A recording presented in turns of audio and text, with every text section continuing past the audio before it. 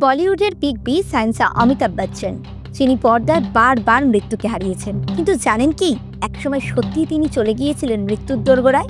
আজ শোনাবো তার জীবনের সেই ভয়ঙ্কর দিনটার কথা, যখন ভারত জুড়ে নেমে এসেছিল প্রার্থনার ঢল।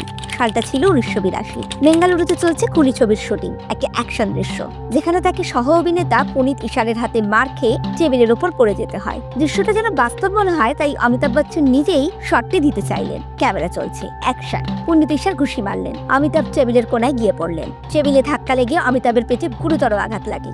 আঘাতটা এতটাই গভীর ছিল যে ইন্টেস্টাইন ছিঁড়ে গিয়েছিল। শুটিং বন্ধ, দ্রুত ভর্তি করানো হয় তাকে হসপিটালে। 11 দিন ধরে তিনি কোমায়। দেশ জুড়ে আতঙ্ক ছড়িয়ে পড়ে। অমিতাভ বচ্চন কি আর ফিরবেন? জীবন মৃত্যুর সঙ্গে লড়াই চলছিল তার। সারা দেশ জুড়ে তার সুস্থতার জন্য চলছিল প্রার্থনা, পূজা অর্চনা। লক্ষ লক্ষ ভক্তের চোখে ছিল জল, একটাই প্রার্থনা, বিগ বি যেন ফিরে আসেন। দীর্ঘ লড়াইয়ের পর অলৌকিকভাবে যেন তিনি ফিরে এলেন। অবশেষে 11তম দিনে অমিতাভ চোখ খোলেন। হাসপাতালের বাইরে তখন মানুষের কণ্ঠে শুধু একটাই কথা, অমিতাভ বেঁচে আছেন।